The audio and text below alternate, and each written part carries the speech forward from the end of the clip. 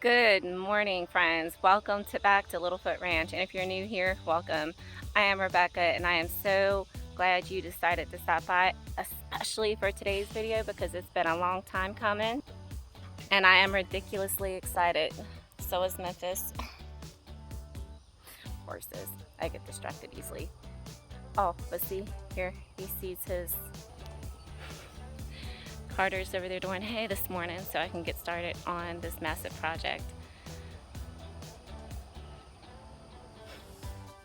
Anyway, today is the day that we are doing the Grazon contamination horse manure compost experiment starting video. I am so pumped about this, y'all. It's been a long time coming. Sorry, the mosquitoes back here are something fierce because there's no plants or anything, so I'm getting eaten alive, even with the citronella oil. Oh, okay. Anyway, you guys can see behind me, I have a rather massive pile of horse manure. I have been collecting it and saving it for a little while now because I knew I was wanting to do this video, but the back road to get back to where we're doing it at was completely flooded for months and everything. It's just with all the rain and all the storms that we've had. But now the day is here and I am so pumped about it.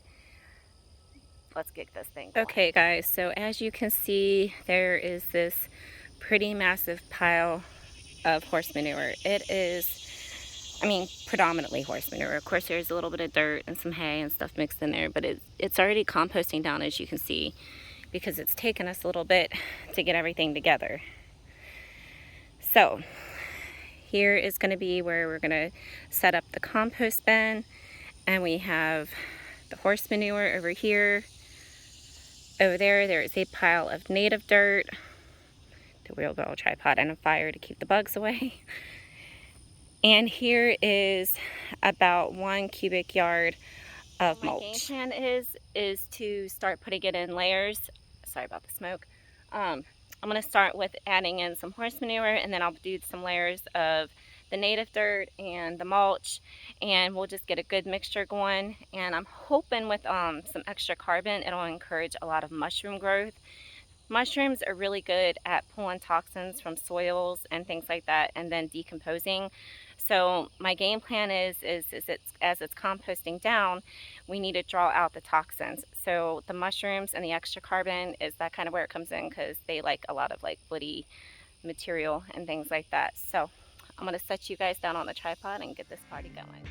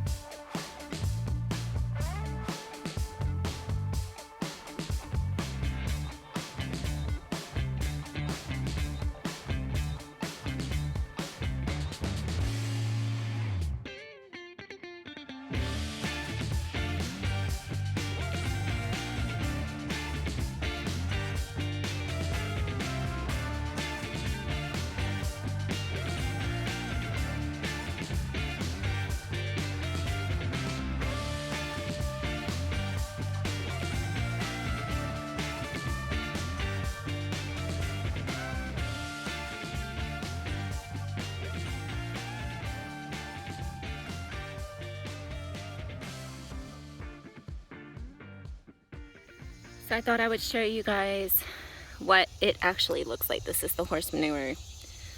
And you can see all the different colorations and everything in it. I am not sure what to think about all this. It almost looks like a grayish mold, but it's not really. It is kind of fuzzy. I'm looking at it through the camera, it's focusing. Interesting. Yeah, that's super interesting to me because when I would compost horse manure in Colorado, it didn't have all that grayish looking mold in it, so not real sure what to think about that.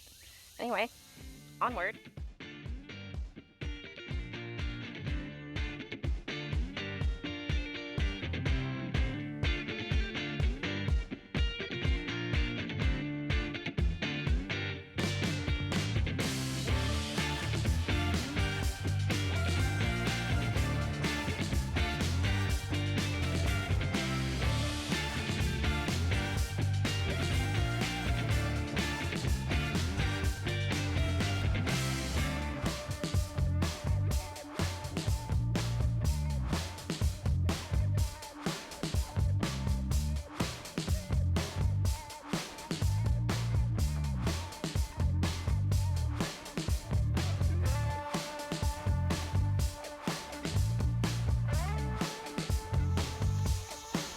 It smells moldy too.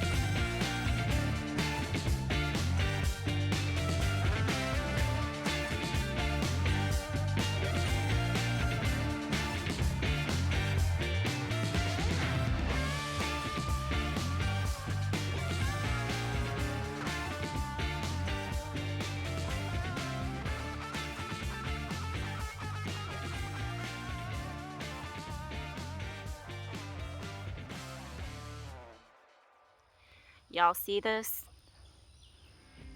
Yeah, farm fitness, baby.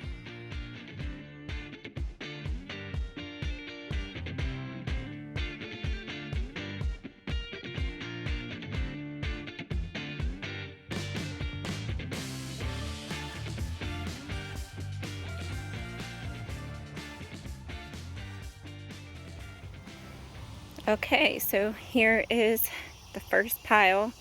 It's predominantly in pretty even layers, except once I got to the top, it's kind of thinner and kind of spread out. And here is the mulch. I just kind of put some mulch over the top of it. So the game plan is, my plan is I'm gonna go ahead and compost this like you would normally any other compost pile. But to start with, I am gonna take just some horse manure mixed with the native dirt, and I'm gonna just plop some in a pot, and I'm just gonna, for testing and just for documentation purposes, like test where we're at now, like with the plant, and see what happens to it. And then after, in a week or 2 weeks, and after every time we turn it. And then I also do plan on using some activated charcoal. I kept going back and forth between biochar and activated charcoal, and I know it's two different things. Biochar is wonderful for your garden. It's wonderful for your soil. Gardener Scott, I don't know if y'all watch him, but he had this really wonderful demonstration of waffle balls, but because he was demonstrating how different it is between biochar and charcoal. And anyway, biochar is just really wonderful for your soil. It draws out toxins. It absorbs toxins and everything. But the thing is biochar doesn't really ever decompose, and the whole point is to heal my soil and to heal the horse manure and everything like that, because we already know for sure, without a shadow of a doubt, it's got Grazon in it. It's how they do things here in Texas. So I've been trying to brainstorm on a way to maybe with like a burlap sack or something, make like a removable soaked biochar thing maybe. I don't know, I'm still kind of playing around with that idea. If you guys have any ideas, please post in the comments below. But once we get like a flower pot going, I'm gonna actually do like a small bed back here too, just for testing in experimentation purposes only. And I want to use some activated charcoal. Activated charcoal is also really good for your soil. It's just it kind of washes it kind of cleanses it, and washes all the toxins out. But with that, it also kind of washes out the good stuff too. So then I'm going to do some stuff with worm casting tea and worm castings, and I'm just really excited to see if we can somehow eventually use the horse manure still like we used to, because as you guys can see, that is just so much manure to just kind of let it go to waste. And so if I can find a way to use it, I'm going to find a way to use it. I am also contemplating on the idea of prepping a corn plot with this. I was pretty convinced to do it, but seeing kind of all the grayish mold, I'm not so sure now. I'm going to have to do a little bit more research on that, because believe it or not, I've never seen mold like that and a smell like that when it comes to composting horse manure. I don't know if that is the chemicals talking, or maybe because of all the rain we've had. We've had a ridiculous amount of rain, and I don't know, so maybe that's part of it.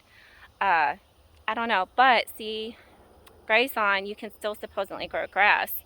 So I was thinking about still prepping a corn plot with this, because that would be a really cool testing experiment too, because then I could also put like cover crops in it and like draw more toxins out. Grass roots, you know, they, especially like when they have like the longer tap roots and stuff, can kind of dig down into the soil. So I don't know, I think I'll have any ideas or suggestions or advice or anything, please post in the comments below. This is the first time I've ever done anything like this, and I am determined to fix this issue, because I have seen over the last year and a half, 2 years, so many people struggling with Grazon contaminations and things like that. And so one way or the other, I am determined to try to fix this and still try to use it. And just the fact that it is still so toxic after it passes through a digestive system of an animal, it kind of blows my mind. And it also makes my skin crawl that my horses eat it. There's really nothing I can do about that unless we find a property with enough acreage for them to graze on. So, you know, it is what it is. I have looked everywhere for non-sprayed, non-treated hay, and there's just no such thing here in East Texas, sadly. But yeah, super excited. Hi, Memphis. Okay, back on track. I wanted to mention, because I don't think I mentioned before, the reasoning for me adding native soil into it. I know I mentioned and touched on why I was adding mulch into it with the wood chips, but for the native soil, it's because, well, for one, it'll help dilute everything. It'll help dilute the persistent herbicides that Grazon is, and anything else that's in there, because I know like a lot of the local feed stores, they all get their hay from the same place, which is East Texas Hay Company, and he uses Roundup and Grazon. So, you know, but anyway, native soil doesn't hold on to herbicides in that way, and so it's kind of like a conditioner. I watched this really awesome video a while back with gardening in Canada. She explains it much better than I can. She's a soil scientist, and so I will link a link to her video and Gardner Scott video too. He's also really awesome. I used to watch him a lot when I was in Colorado, and I learned a ton from him. So anyway, I will post both their links down there, but I just wanted to kind of mention the native soil and touch on that, because I don't think I did. I'll say hi to Memphis. You got quite the itch there, Memphis. What are you doing? Hi, baby. All right, let me get your itch.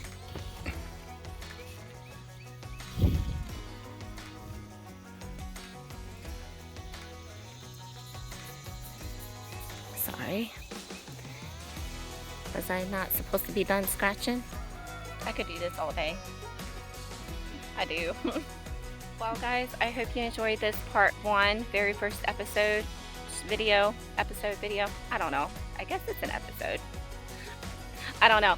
But I also, like I said, I do plan on like putting seeds in the soils and pots and try to do experiments with that, just so I can have documentation purposes and like really hands-on learning experience with this, because I am, like I said. Well guys, I hope that you enjoyed today's video, and I hope it inspired you to, think outside the box maybe. Just because something isn't going your way, or if you have issues with your soil, just don't give up. Where there's a will, there's a way.